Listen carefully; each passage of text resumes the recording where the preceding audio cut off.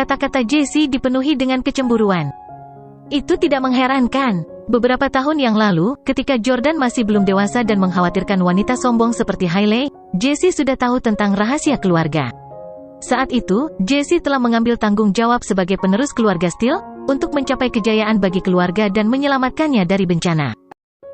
Selama beberapa tahun terakhir, Jessie mencoba yang terbaik untuk membangun hubungan yang baik dengan keluarga besar. Namun selain itu, dia tidak memiliki pencapaian konkret lainnya. Seperti semua orang tahu, hubungan baik tidak ada artinya. Tidak peduli seberapa baik hubungan Anda dengan seseorang, jika Anda tidak berharga bagi mereka, mereka tidak akan peduli dengan Anda.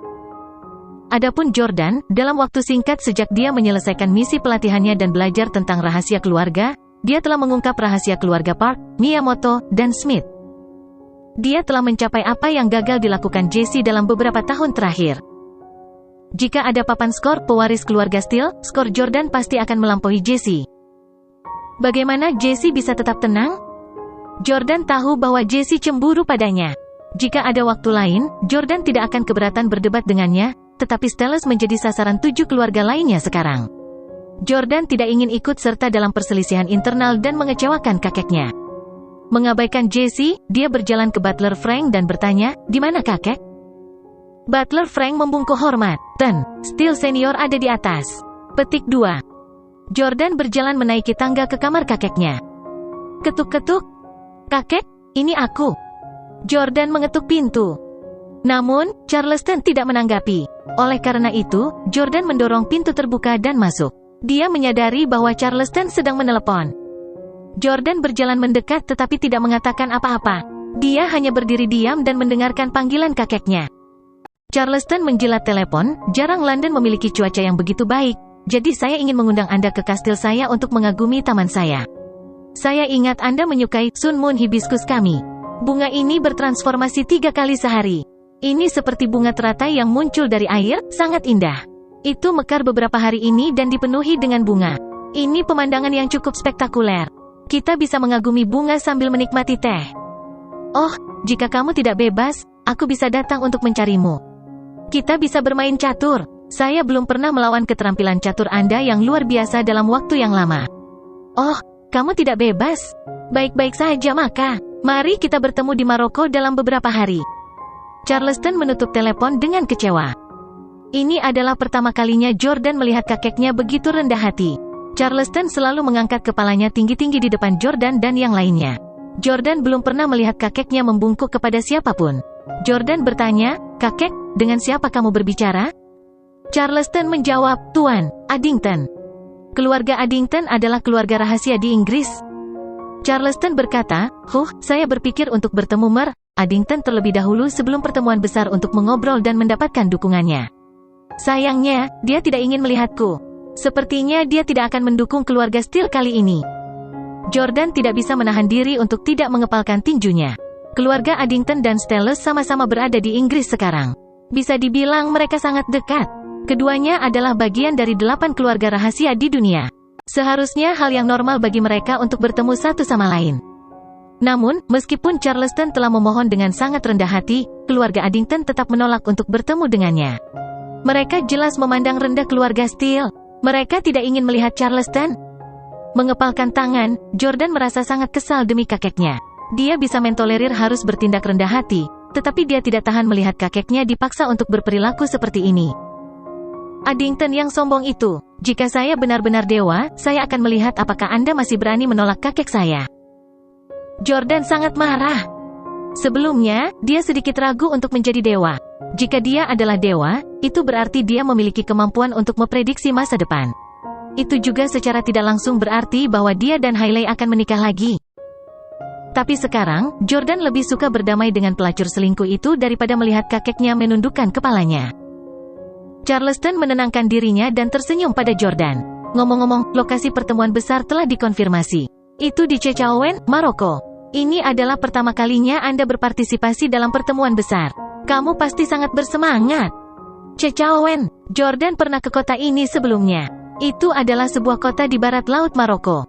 Pintu, tangga, dan dinding rumah di sana semuanya dicat biru.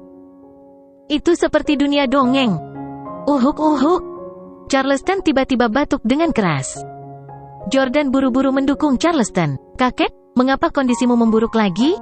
Bukankah tim medis keluarga kami merawatmu? Charleston berkata, mereka memang memperlakukan saya. Tapi aku takut ini adalah takdir. Secanggih apapun teknologi kita, tidak bisa bersaing dengan takdir.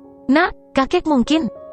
Jordan buru-buru berkata, tidak, kakek, kamu pasti akan hidup melewati 100 tahun. Charleston tersenyum dan menepuk kepala Jordan dengan penuh kasih sayang. Oke. Meskipun dia tahu bahwa hari-harinya telah ditentukan, dia tidak mau membiarkan cucunya khawatir. Jordan berkata, kakek, kamu tidak sehat. Jangan pergi ke Maroko. Jesse dan aku akan pergi. Charleston menggelengkan kepalanya. Ini pertama kalinya kamu ke sana. Orang-orang dari keluarga lain tidak mengenal Anda, dan saudara laki-laki Anda juga gagal membangun kehadiran selama beberapa tahun terakhir. Saya harus pergi. Ngomong-ngomong, kamu bilang kamu membawa Lota kembali bersamamu? Petik 2.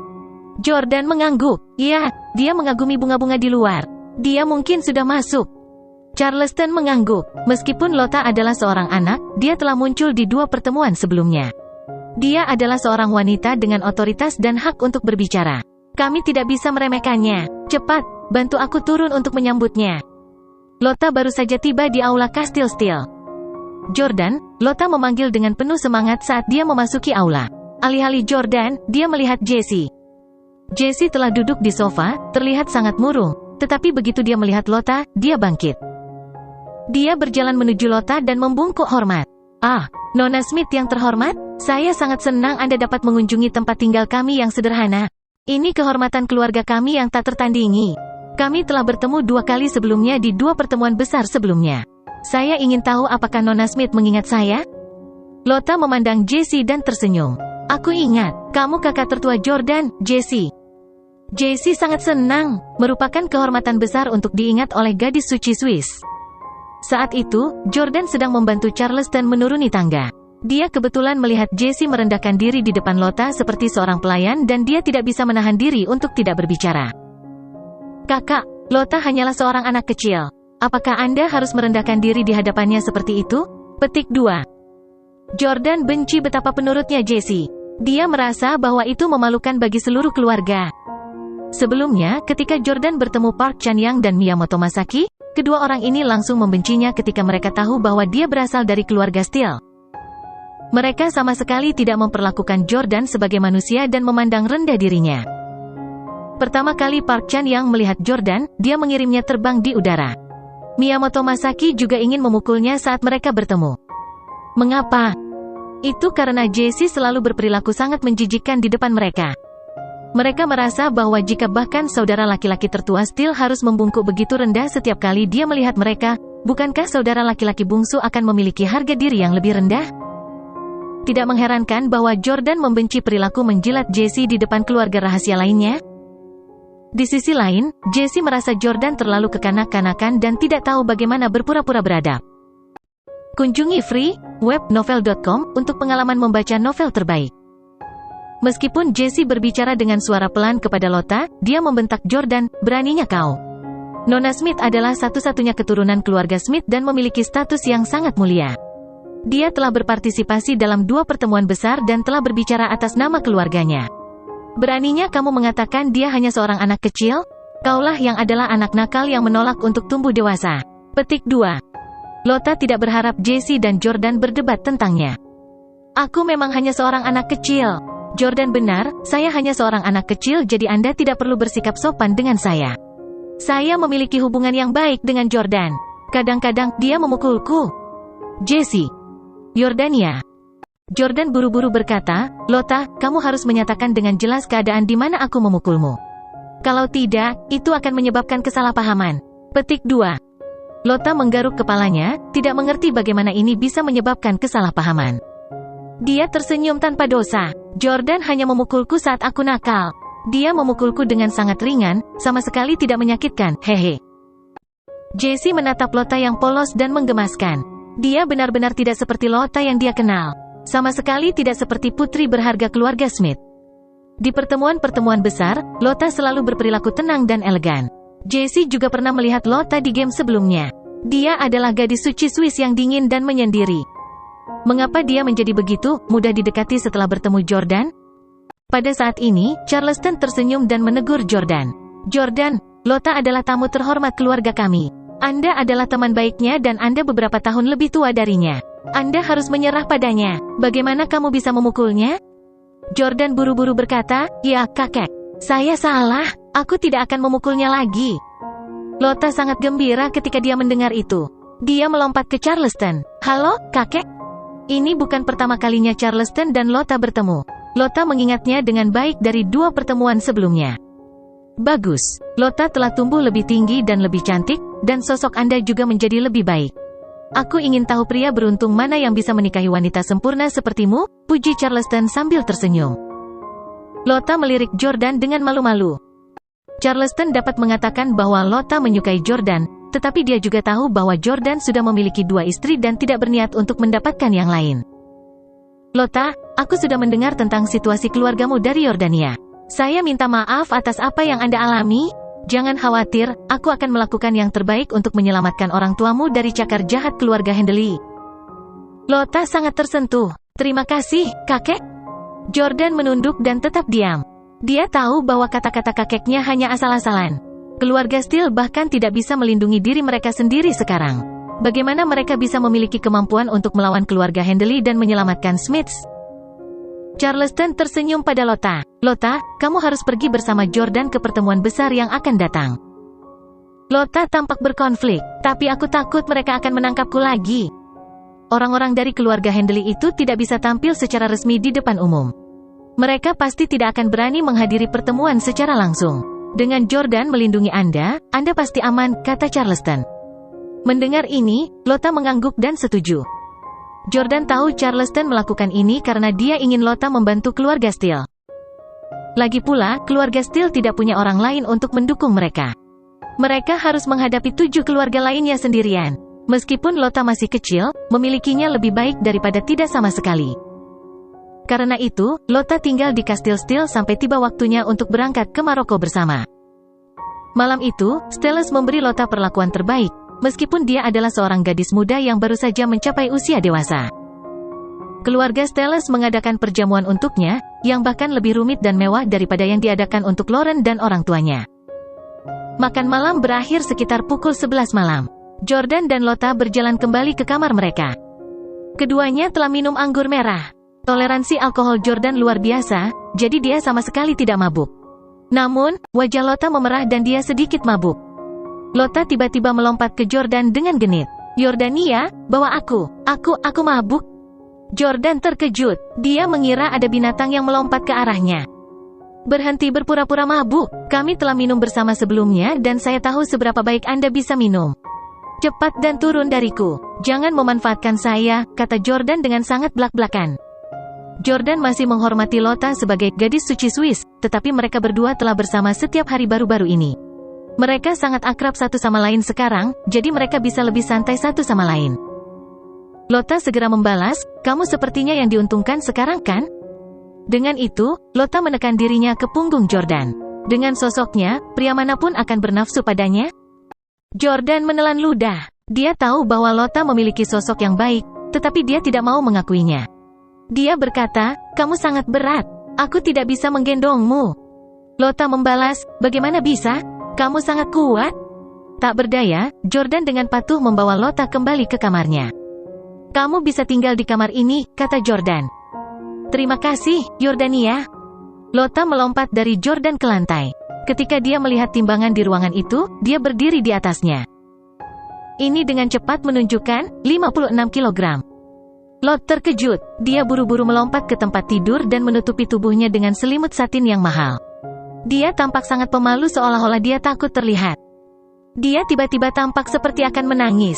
"Jordan, jangan panggil aku untuk sarapan besok. Aku tidak akan makan apa-apa besok." Jordan tersenyum dan berjalan mendekat. "Apa yang salah? Saya pikir Anda tidak peduli tentang penambahan berat badan. Lagi pula, kamu tidak gemuk." Petik 2. Lota berkata dengan sedih, "Sebelum aku bertemu denganmu, beratku hanya 45 kg. Sekarang, berat saya 56 kg. Jordan tersenyum. "Kamu hanya naik sekitar 10 kg. Kamu masih terlihat sangat cantik dan memiliki sosok yang bagus." Menarik selimut di atas kepalanya, Lota mulai menangis. hanya 10 kilogram. Dengarkan apa yang Anda katakan. Hiks, 2 istri Anda hanya 45 kilogram. Anda sengaja membuat saya gemuk. Anda sangat buruk. Hiks, aku tidak akan makan denganmu lagi. Jordan tersenyum dan menekan kepalanya melalui selimut lembut. Selamat istirahat, gadis bodoh. Jangan berpikir untuk melakukan mogok makan. Aku akan datang dan membangunkanmu untuk sarapan besok pagi. Dia tidak punya banyak waktu untuk menghiburnya. Lagi pula, dia memiliki hal-hal yang lebih penting untuk dilakukan dan kembali ke kamarnya. Setelah kembali ke kamarnya, Jordan mengirim pesan ke Dragon. Bagaimana perkembangannya? Sudah berhari-hari tetapi naga belum mendapatkan obat ilahi yang dapat memperkuat tubuh keluarga Miyamoto. Dia bahkan belum melihat serum Mirakuru. Menurut Dragon, Miyamoto Masaki menjadi semakin percaya padanya. Namun meski begitu, naga masih tidak tahu lokasi obat ilahi. Miyamoto Masaki hanya memberikannya kepada naga sekali untuk menguji batas atas kekuatan tempurnya. Setelah itu, dia tidak pernah memberikannya lagi. Akibatnya, Dragon tidak dapat secara diam-diam membawa obat ilahi ini ke Yordania. Pertemuan besar akan datang. Pada saat itu, Jordan dan Miyamoto Masaki pasti akan menghadapi konfrontasi langsung di Maroko. Jordan tidak mau dipukuli Miyamoto Masaki? Pukul 5 keesokan paginya, Jordan masih belum menerima balasan dari Dragon. Di Jepang, itu jam 10 malam. Tepat ketika Jordan dan Lota menyelesaikan godaan kecil mereka di Kastil Steel, malam baru saja akan terungkap. Di Jepang, Oktober adalah bulan terbaik untuk penyimpang. Ini karena Jepang dianggap sebagai salah satu negara terindah di dunia selama musim gugur, dan Oktober adalah waktu terbaik untuk menghargai daun musim gugur yang berwarna merah. Pada saat ini, di Miyajima di barat daya Hiroshima, salah satu tempat terbaik di Jepang untuk melihat daun merah musim gugur, seorang wanita cantik mengenakan selendang mengagumi pemandangan musim gugur. Meskipun saat itu malam hari, ada ribuan kunang-kunang di setiap pohon maple, menerangi dedaunan merah yang indah. Dan daun merah terus-menerus melayang turun dari pepohonan. Mereka mendarat di tubuh halus wanita ini dan rambut hitamnya yang halus. Di belakangnya berdiri seorang pria tinggi berambut panjang. Itu adalah naga. Wanita itu adalah istri Miyamoto Masaki, Matsushima Rika. Matsushima Rika berbalik dan tersenyum pada naga yang tinggi dan tampan itu. Di sini terlalu sepi, ayo mainkan sebuah lagu. Dragon segera mengeluarkan ponselnya. Baik nyonya, lagu apa yang ingin kamu dengar? Matsushima Rika berkata dengan menawan, mainkan lagu tema dari Love in Japan. Cinta di Jepang? Ini adalah film romantis yang diproduksi dalam kolaborasi antara AS dan Jepang. Dragon pernah mendengar film ini sebelumnya. Dia juga tahu bahwa itu bukan sembarang film romantis, itu adalah film tentang perselingkuhan antara pria Jepang dan wanita Amerika. Itu tentang hubungan cinta 24 jam yang intens antara seorang aktris Amerika yang sudah menikah dan seorang arsitek Jepang yang sudah menikah saat aktris itu sedang syuting di lokasi di Jepang. Lagu tema itu indah dan melankolis. Naga merenungkan ini dengan hati-hati. Aku ingin tahu apakah ada makna tersembunyi mengapa Matsushima Rika memilih lagu ini? Baru-baru ini, dia diam-diam menjilat Matsushima Rika. Memanfaatkan informasi yang dikirimkan Jami tentang dirinya, Jami berusaha mendapatkan sisi baiknya. Seiring waktu, Matsushima Rika menjadi semakin ramah terhadap naga. Dia sering memanggilnya untuk menjadi pengawalnya. Karena Dragon tidak pandai merayu wanita, dia tidak tahu apakah Matsushima Rika tertarik padanya. Dragon menemukan lagu itu dan menekan tombol play. Kamu seharusnya menolakku sejak lama. Anda seharusnya tidak membiarkan saya mengejar Anda. Aku tidak punya cukup waktu untuk mencintaimu dengan benar. Aku seharusnya sudah berhenti bermain game sejak lama. Melewati batas moralitas, kita berjalan melewati zona cinta terlarang. Saat Matsushima Rika mendengarkan lagu tema, dia mengulurkan tangan untuk menangkap daun merah yang jatuh dari pohon. Melingkarkan lengannya di sekitar tubuhnya yang dingin, desahan keluar dari bibirnya. Saya baru berusia 25 tahun dan seharusnya bermain ski di Swiss dengan pria yang saya cintai. Kita harus naik balon udara panas di Albuquerque. Kita harus membuat makanan penutup bersama dan kemudian saling memberi makan. Sebaliknya, di sini saya sendirian di malam yang dingin, menyaksikan daun-daun merah yang jatuh. Petik 2. Matsushima Rika tiba-tiba menatap Naga dengan tatapan memikat. Naga, apakah kamu tahu mengapa aku belum memiliki anak setelah menikah dengan suamiku begitu lama? Dragon mempertahankan ekspresi seriusnya yang biasa. Apakah itu karena kamu memiliki pria lain di hatimu? Matsushima Rika tersenyum. Apakah kamu berbicara tentang Jami? Aku sudah lama berhenti memikirkan pria jahat itu. Saya memang sangat senang ketika saya bersamanya, Tetapi saya juga tahu bahwa dia tidak akan menikah dengan saya. Kami hanya bermain-main. Saya belum melahirkan anak Miyamoto Masaki karena di dalam hatinya, saya akan selalu menjadi tempat kedua. Dia hanya memiliki mata untuk serum Mirakuru sialan itu. Saya sebenarnya lebih rendah dari obat yang buruk. Petik 2. Kata-kata Matsushima Rika mengejutkan Naga. Serum Mirakuru adalah keajaiban yang dapat mempengaruhi seluruh umat manusia. Dia hanya seorang wanita cantik dengan sosok yang baik. Ada banyak wanita seperti dia di dunia. Bagaimana dia bisa membandingkan dirinya dengan serum Mirakuru yang hebat? Jika itu Naga, dia pasti tidak akan ragu untuk memberi peringkat serum sebelum seorang wanita, bahkan jika wanita ini adalah istrinya. Matsushima Rika tiba-tiba berjalan menuju Naga. Saat dia mendekat, aromanya menyerang hidungnya. Dia bertanya dengan menawan, apakah semua pria di dunia menghargai kekuatan tempur dan dominasi dunia lebih dari apapun? Apakah kamu sama?